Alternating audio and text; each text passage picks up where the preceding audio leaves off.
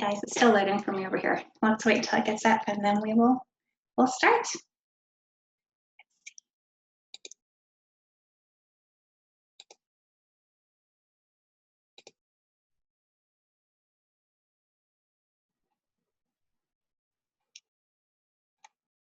Okay.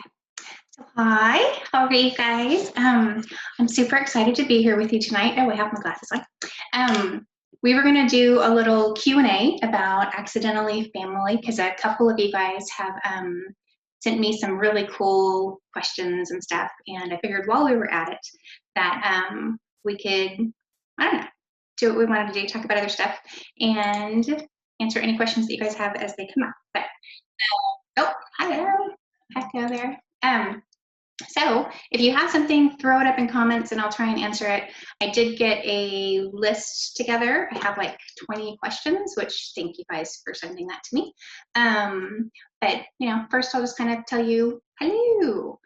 Sasha Summers, write romance novels, huge Thor groupie and collector of pins. So, and I can't wait to kind of get to know you guys tonight. So some of you guys have probably seen the group chats that I normally do, and we should be doing that in 2 weeks. I'll have all the ladies back, and we'll have all sorts of fun. So, but it's just me tonight. So, but like I said, if you have questions, throw them up there. I'm going to try and stop talking with my hands. It's a problem I have. But let's just dive in. First, if you guys have read Accidentally Family, great. If you haven't, hopefully after we talk about some of these questions, you'll be really excited to read it. Or Jace, so this one's Accidentally Family. This one came out this month.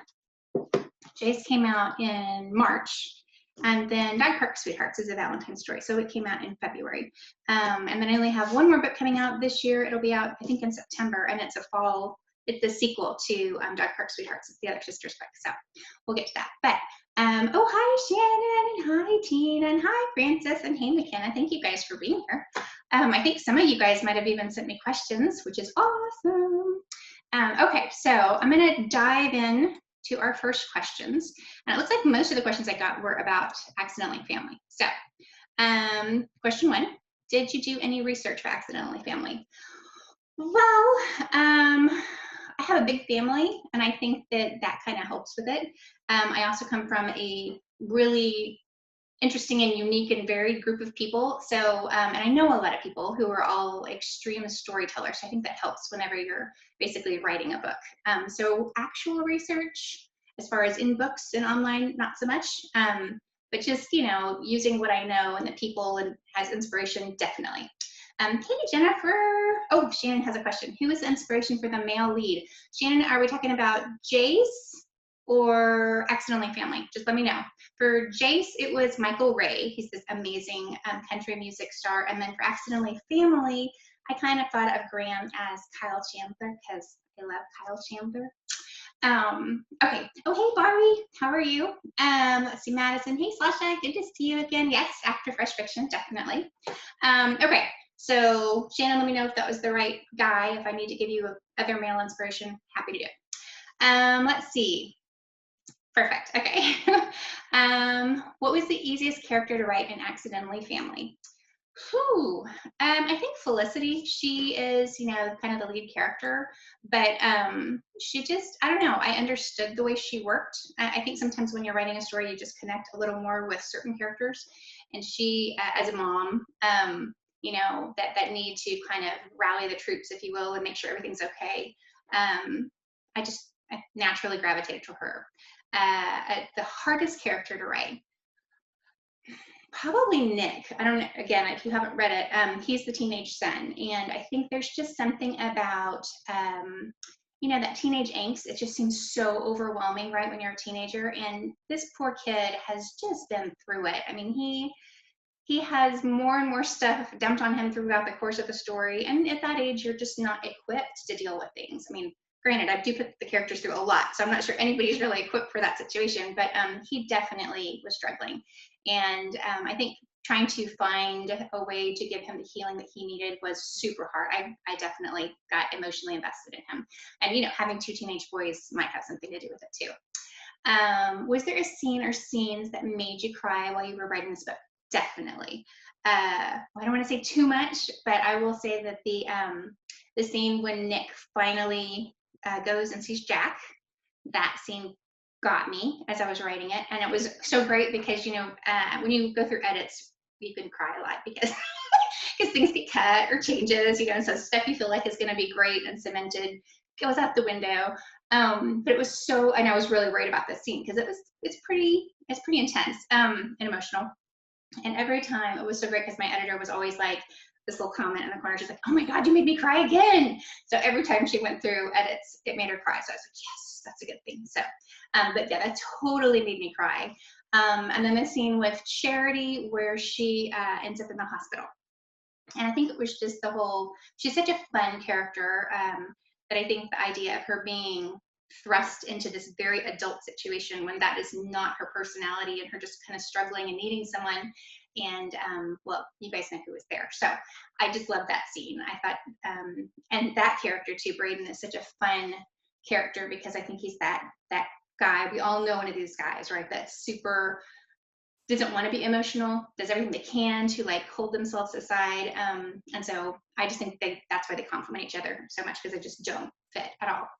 Okay, somebody says Charity was my favorite character. She is a lot of fun. What was your character inspiration for her and how did you roll the story in to come about? Gosh, character inspiration. Well, I don't know. I mean, I think it was one of those things where I wrote this book a long, long time ago. So, so a lot of these people have been in my head for a couple of years. I know that sounds really weird, but it's fried her brain. So she just kind of organically came as the sister that would kind of be completely opposite, right, from Charity. And I kind of wanted her to have a story on her own. I knew it needed to be another bit of drama, but had its own kind of flavor. And originally she wasn't going to have her own book, but she is. So spoiler alert. Okay. Oh, wait. Hello. It says, "Hey, Jolene. Your characters." Why is that doing that? Okay. Hi. "Your characters are so real." Oh, thank you. For Accidentally Family and Jace, when did you first meet them? Whoa. How did you know they needed a full story? Accidentally Family, like I said, was years ago. And I think if you write, you know that the whole voices in your head thing isn't really a sign of being crazy. It's just a sign of being super creative, right? So you tap into all this stuff. And Accidentally Family just kind of came to me. It was one of those things where the family was fully fleshed out. Some of it was reflective of stuff that was going on around me. So I guess it was probably a way to channel it. But Jace was actually something that a publisher asked for. And then that publisher rejected it. But it was totally outside my kind of comfort zone. I was not thinking about writing country music. I mean, I like country music, but I'm not like this diehard fan. But a lot of times when you write professionally, you have to write what publishers want. So they had said, "This is what we want." And I was like, okay, totally dove into it. And then they decided they didn't want it. And I was devastated. And luckily, Source Books picked it up because I love this family. I think it's a really great character. But I don't know if I hadn't been asked to write something specifically like that, if the Kings would ever exist. So, but thank you, Jillian, for saying that they're super real. That's very awesome. Okay, let's see. Is Pecan Valley based on a real place? No, not really. I think, if you're in Texas, there's just all these great little small towns that have all sorts of personality, and then you kind of bring in that idyllic kind of Mayberry feel, because that's, I think, what we are all wanting, especially right now. We just want some kind of happy, safe cocoon of an environment. So Pecan Valley is kind of a mind meld of a whole bunch of just classic traditional small towns. Oh, now it has one. Jace is my favorite. Yay! But I adored Accidentally Family too. Thank you. Thank you very much. I've been super excited about both these books, and I'm really proud when I hear people enjoyed it, because you just never know. I mean, you hope, right? But so thank you very much. Let's see. Food is mentioned. It is. Food is mentioned a lot in this book. Okay, I have to say something though. It's funny because, so they're saying food is mentioned a lot in this book. Will there be a recipe book? Oh, I hadn't even thought about that. I don't know. Should I write a recipe book? I guess so. There's a lot of pecan. I don't know. I have to think about that. That's kind of a cool. Who sent that? Cassie. I don't know, Cassie. I will look. I will consider that. That would be kind of a cool thing. Maybe I could come up with some recipes and just post them for free because I have no idea how to do a recipe book. But see, I used to get grief a lot when I first started writing because nobody ever ate in my books.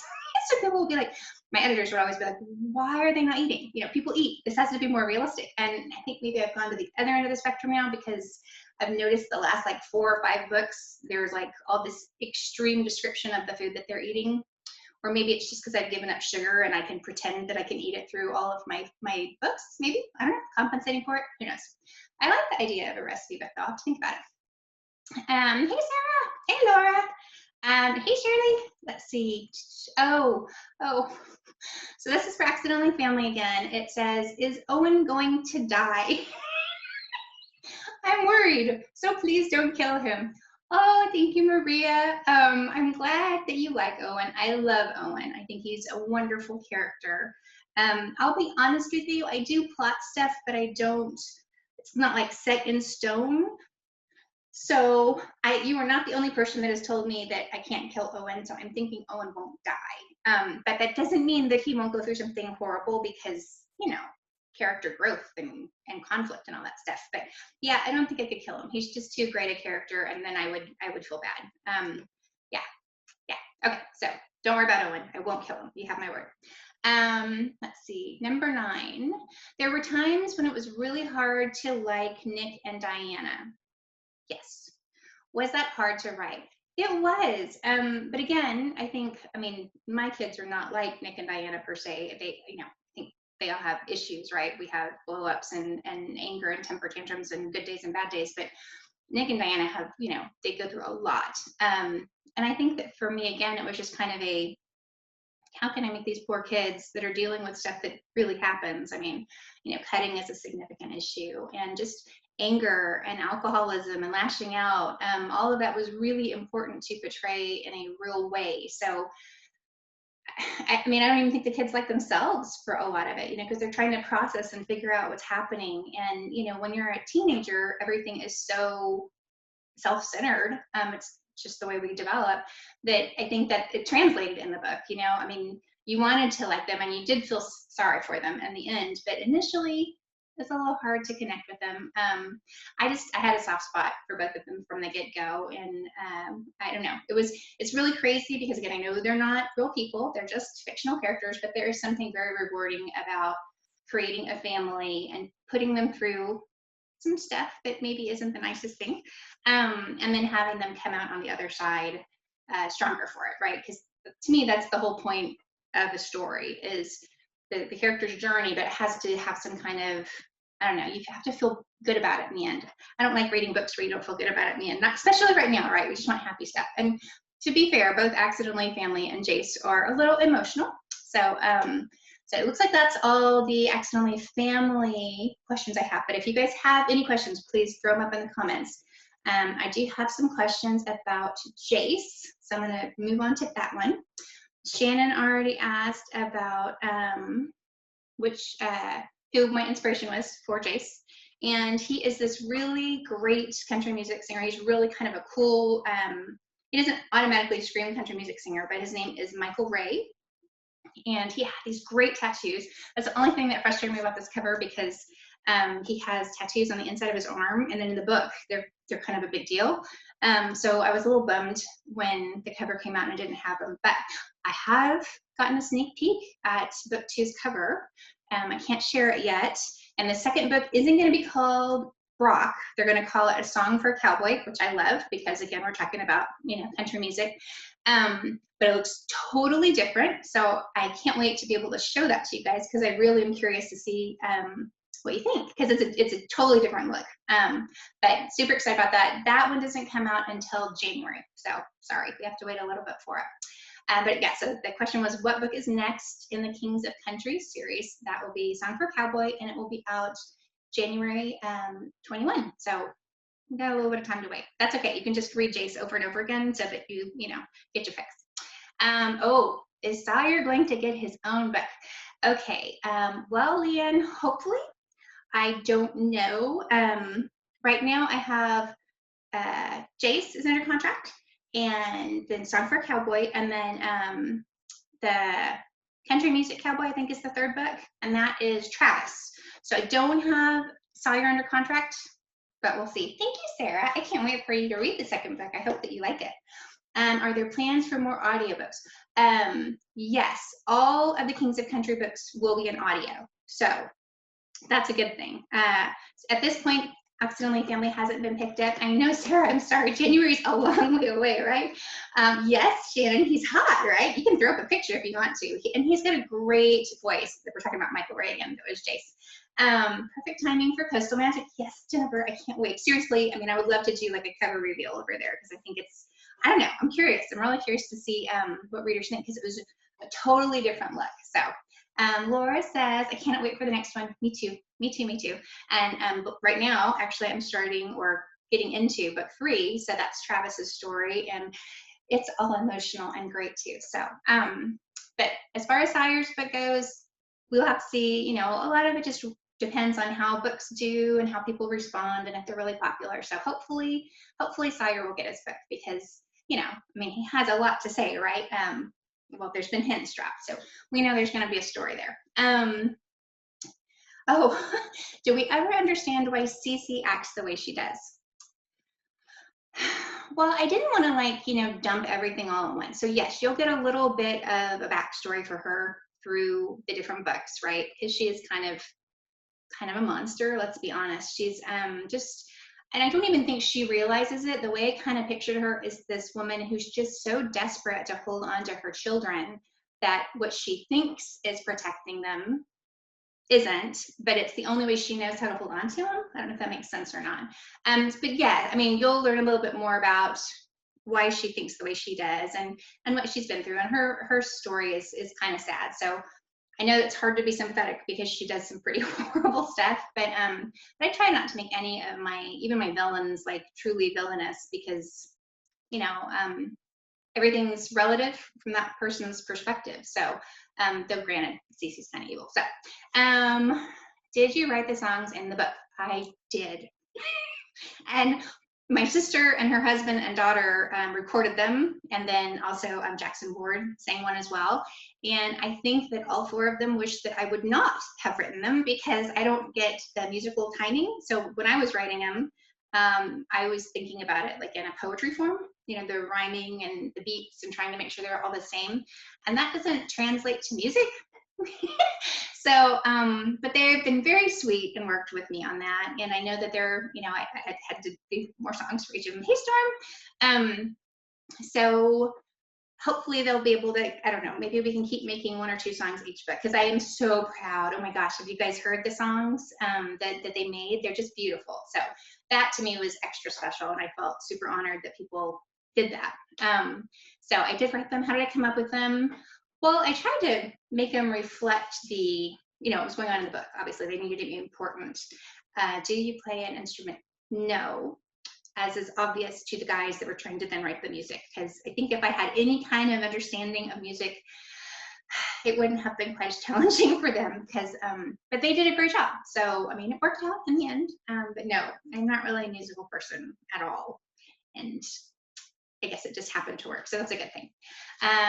So it looks like all of the Kings of Country questions, but again, y'all feel free to jump, throw stuff up there. So the next questions are about Dog Park Sweethearts, which is the Valentine's book that came out in February. It says, will Harley get her own book? Yes, so that's the sister in Dog Park Sweethearts. She is the heroine in the next book, and that is called Pumpkin Patch Sweethearts. Isn't that cute?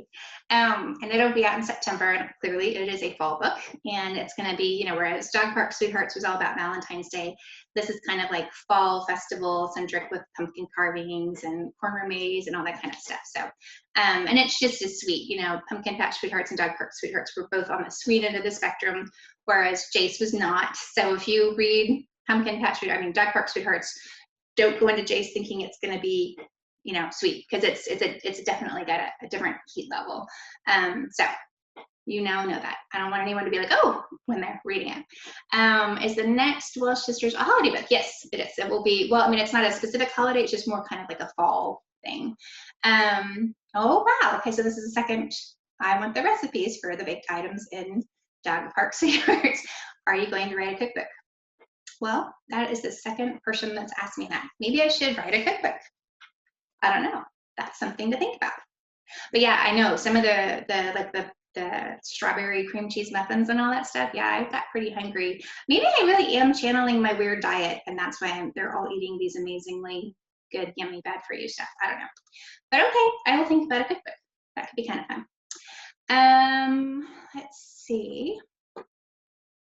Now, I like how you do different steam levels. Oh, good. I'm so glad. She said that she loved that there were different heat levels. I worry sometimes because I know that if you read a certain book and then you pick up a different one and you're expecting one thing, and like, oh, you know, it's not a closed door or it's not just a kiss. So thank you, because I worry a little bit about that. I would never want to throw anybody off.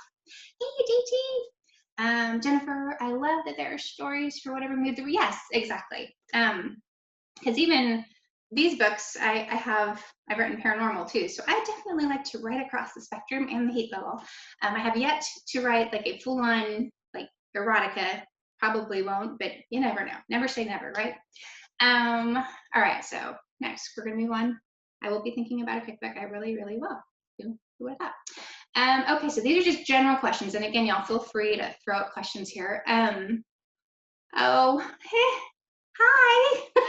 Okay, so Liz says, are you going to write any more Olympus books?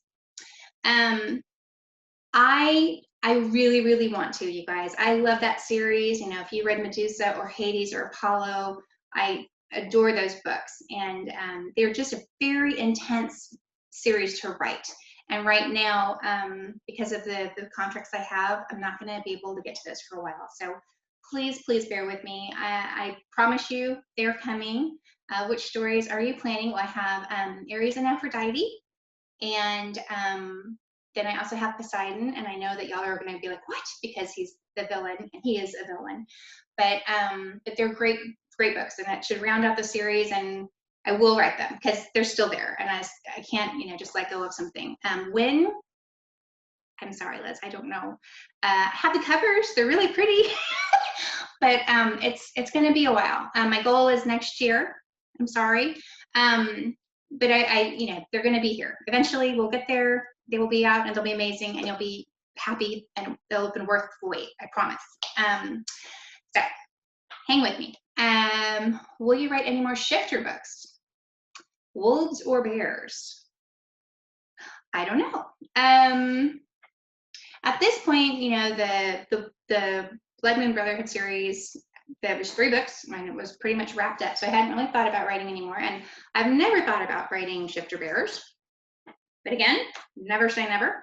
I think if I was struck with the right idea, but right now my publishers are telling me to pretty much stick with the contemporary romance. So it'll probably be more of Accidentally Family. That one will come out. The next one isn't coming out for a while. Sorry, it's not going to be out until next fall. And then Jace Brock comes out in January, and then the 3rd one comes out in August. So it's a lot of that stuff coming out. So maybe shifters someday, but there's no plans on the immediate horizon. Sorry. And bears, who knows? Are you going to write a book about Gerard the feline overlord? If you follow me on social media, you know I have a cat that is just kind of my mascot, and I post a lot about Gerard. I actually even have a Facebook page reserved for him that I just haven't started because that would be a whole project. I don't know. I can't imagine writing a book about Gerard. I mean, he's worthy. He's a character unto himself, but I think that you'd have to write a children's book, really, and that is a whole other industry. So who knows? Maybe someday. Tina, Blood Moon Brotherhood are awesome. Oh, thank you, Tina. They're so much fun. Do you have a favorite? Because I have to say my favorite is Mal. He was so like easy to write. He was super raunchy and just foul-mouthed, and I loved him. He was like nothing I'd written before, so I just loved him. But yes, let me know what you think when you're done. So as far as a book about Gerard the feline overlord, probably not. Again, never say never, but at this point, I haven't really thought about it. Hey, Janet. Let's see. Then general questions. Okay, so this one's kind of has to do, I'll jump to this one. why do you like Thor? Well, I mean, he's Thor and he's beautiful.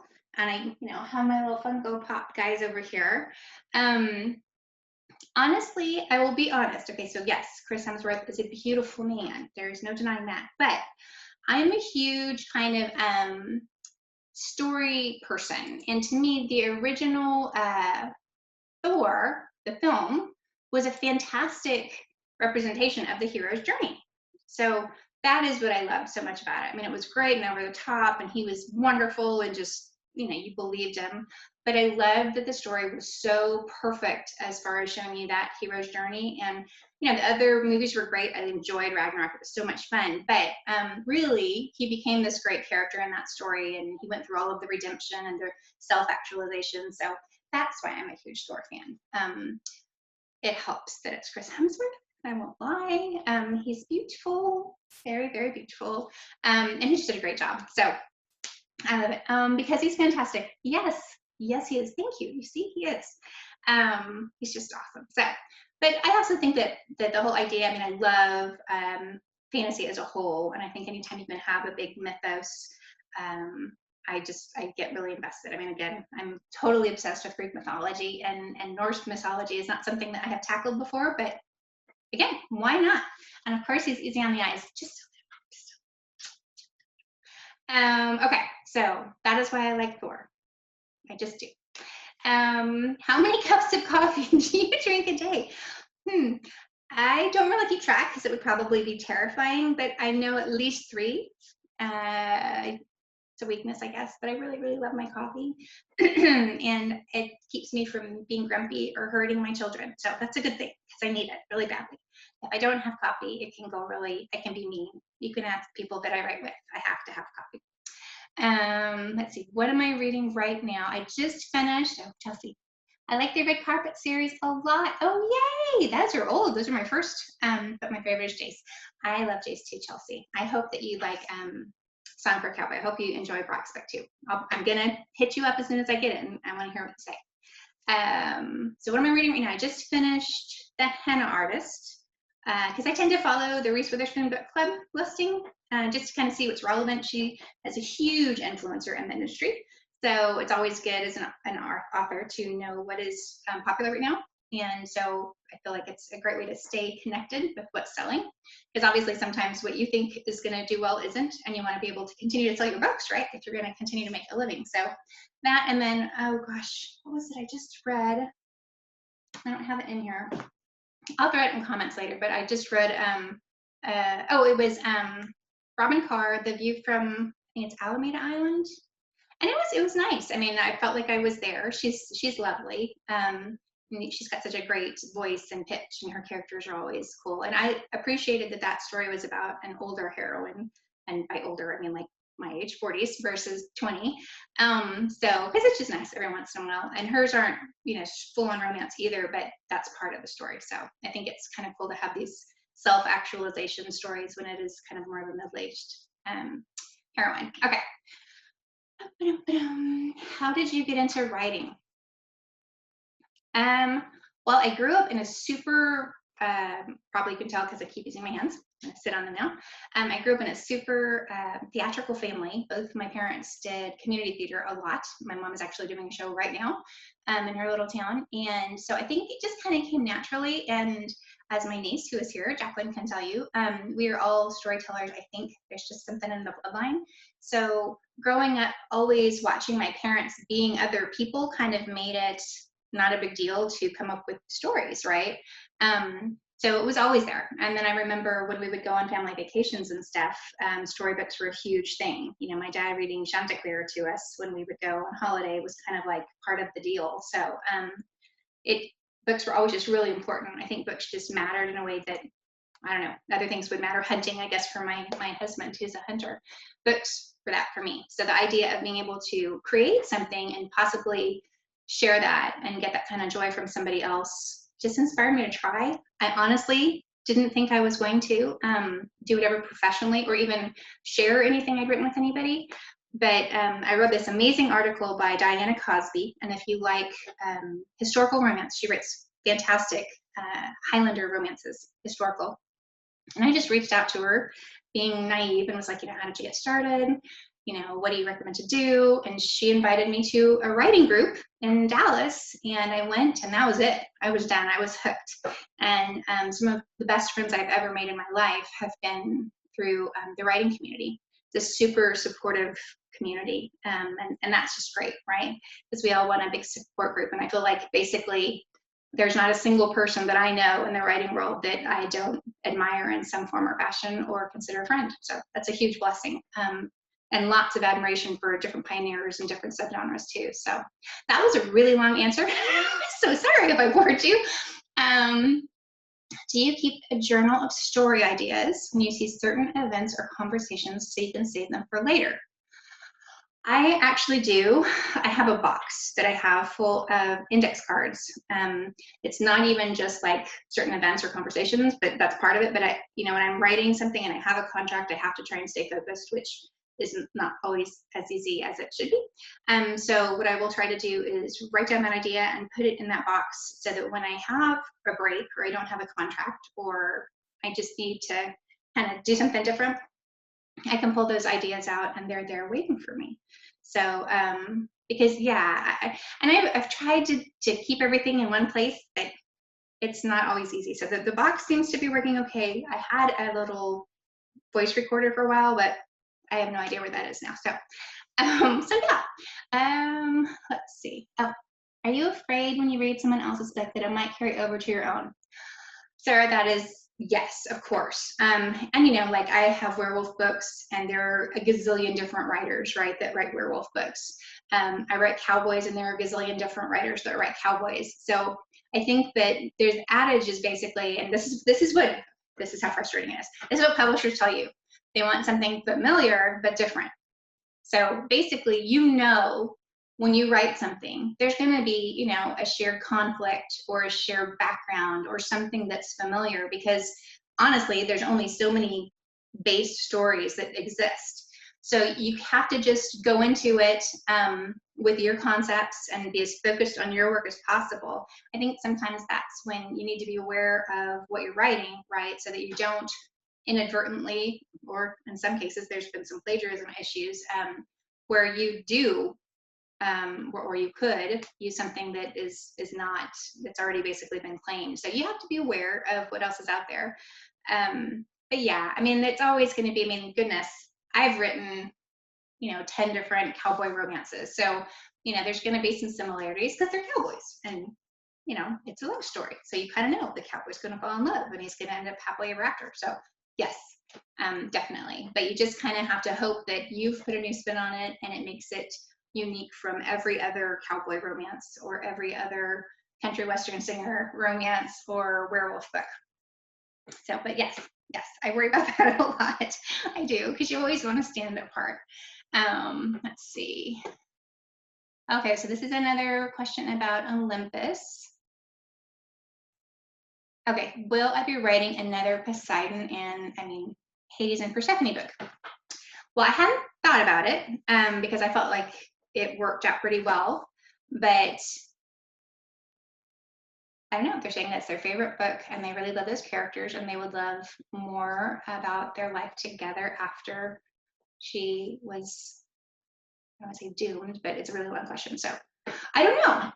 I would be open to writing another Hades and Persephone book. Again, because I'm having to wait on the Olympus books, it'll have to get a pin and stick in it. But before I would go back to that, I would definitely want to write the Ares and Poseidon story. And yeah, people will probably be mad at me about that. Does anybody have any questions? Throw them up there. I would love to. And what I'm going to do as far as giveaways go, I'm going to look through all the comments and all the questions I have, and I'll IM you because I think all of you guys are on Facebook. And basically, I'm just going to give away a copy of one of my books, and you can tell me which one you want. So if I draw your name, I'll IM you, and we'll get that worked out. I think that's it. Yeah, that's it as far as the questions that came in. So if you guys don't have anything else, I'll give you a few minutes and just sit here and stare at the news feed and see what's going on. But other than that, oh, and I don't know if you guys are like looking for different book recommendations and stuff, but I've been doing on Wednesdays on my author page, I've been trying to get people to post what they're reading, because I know long days of summer, we're all looking for new books. So you could check in there because people have been posting different stuff that they've been reading. And I'm always looking for books to read, right? Okay. Oh, Madison. Hello, Madison. Do you keep a character Bible? In what format? I actually created one for myself just because I'm kind of all over the place, obviously. So it's a PDF and I can just fill it in. But yes, I do keep a character Bible, and I keep a series Bible for my books too, because with so many going on and so many of them have multiple books, that I worry a lot about getting things, confused. So yeah. And I just actually bought Plotter. Haven't tried it yet because I haven't had the time to really play with it, but I've heard great things, and a friend of mine, Francis, told me to get it, and I got it. So I will let you know how that goes. No, there's not too many country western musician romances out there. That is true. I've searched. It's what hooked me for Jace. Well, cool. I'm glad. I mean, like I said, it's not something that I necessarily would have thought of because, but I really love this book so much. I'm super proud of it, and I really love the world and the family. So hopefully they'll be popular. Hey, JT, are you going to do any more YA books? Well, I need to. I know I need to write the sequel. I already have the cover for the sequel for Cowboys and Kisses, right? It was going to be Boyfriends and Belt Buckles, and it's an adorable cover, and Black Falls is great, and I love those characters. Oh, and by the way, everybody that's on here, JT, Jacqueline Taylor Parson, is my niece, and she is the one that sang Ashes of My Heart. So yay, Jacqueline, she's a little celebrity. So yes, hopefully, JT, I will get there. But again, it's one of those things that it's kind of on the back burner right now because I have these, but thank you for asking, and I'm glad you liked them. Madison, do you keep a regular schedule for writing? That would be really smart of me. I try, I really do. I'm just really bad at doing the same thing at the same time every day. I don't know what it is about me, but I will have all these intentions to get up and do something and sit down and focus, and oh my gosh, then suddenly I'm doing laundry, which I hate doing, so that should tell you. I just try. What I've tried to do instead of actually putting all the kind of pressure to do times, because I just try to make sure I have a certain word count. So not really a schedule, but like right now I need to be writing 10,000 words a day. But I'm really, really happy if I make 8,000 words a day. So, and then there are some days where I'm really, really happy if I make 2, because it's 2,000 words, not 2 words, because it's just hard to get it done. And I think that that's pretty standard too, as far as writing. You have good days and you have bad days, and you have great days, and others you're just looking at the computer wishing you could be inspired. I don't know if that made any sense, Madison. Chelsea, are you going to do another Black Falls book? Yes, that's what I was telling Jacqueline about. The second one is Boyfriends and Belt Buckles. The cover's beautiful. I just have to finish it. It's halfway done. A friend of mine, Misty, has read the first half of it, and she was like, whoa, this is not what I expected. So I don't know. I might have to go back and change all of it. But it is in the works. So yes, you will get more Wyatt and Allie. Tina, how long have you been writing? No, haven't already answered that, Tina. No apologies. I got my first book published. Let me look. I think it's 2012. Well, that's not my first one. Medusa was my first one. Medusa and Hollywood Ever After came out at the same time, and these were in 2012. So there you go. 2012. It's been 8 years, and I just published my 25th book. Now I have books that will be coming out, I have 1 more this year, and then next year I have 3 books coming out. So they're going to keep going, hopefully. Hopefully. Just we'll see what happens. Sarah, I did not even want to talk 1,000 words a day. You rock. Well, I think it's easier because you're not actually having to talk, you're just, and you're making up the conversation. So, if you don't like something somebody is saying, you can change it, right? Because it's totally imaginary. So, it's a little easier that way. Of course, then you get your edits back from your editor, and they're like, no, this isn't going to work. And so you're devastated. But you do what you can do and hope. So, yeah, anybody have any other questions? Oh, Madison, 25, that's awesome. I'm really proud. Yes, I'm very proud. Thank you. Thank you, Tina. Yeah, hopefully I will keep going. Sarah, what's your first book? I want to read it. My first book is Medusa. It is It's the book of my heart. It's one of those things that I wrote, and one of my besties, Jolene, it took her a long time to get over the fact that it ends the way Medusa ends. But it's a happy ending. It is. You just have to get past what you know what's going to happen to her. But it is super historical, and so if you're not into kind of fantasy, then I don't know if you'd like it or not. I love the book. I think it's a lot of fun, but there's a lot of angst involved. So, Laura, thank you for the tears, all the trails, and the love. You're awesome. Thank you, Laura. You're awesome for saying that. Thank you so much. It means a lot. It's awesome when I have people who, I don't, validate what you do, right? Because when you're spending all this time alone writing, you don't really know if what you're writing is good. Sarah, on it, thanks. Okay, well, let me know. Let me know if you like it. I'm all ears, but that will be the series that I need to finish. So, these fans, these people that love the Loves of Olympus series, they're very loyal. So they've been pushing me on it for a while. But well, thank you guys for chatting with me. And like I said, I'm going to go through comments and I will pick out some people and we'll get some books out in the mail to you. Getting to the post office right now has been kind of a challenge, as you know. Y'all, please stay safe. I'm not going to go too deep in that. Just, wash your hands, keep your distance, take care of yourself. It's kind of a scary time right now. So just take care of yourself and your loved ones and read good books, and hopefully we can do this again. And thank you guys for sending in all these questions. So I guess I will see you next time. And oh, Jennifer, I may have to pass on all the angst, but I'm all about the country music cowboys. Yes, me too. Shannon, thank you so much for taking time to do this. Oh, it was a joy to see your sweet face and beautiful spirit. Oh, love you. All right, guys, take care. And like I said, I'm always pretty much online, so throw questions my way, and hopefully we'll see each other soon. Okay, bye, take care.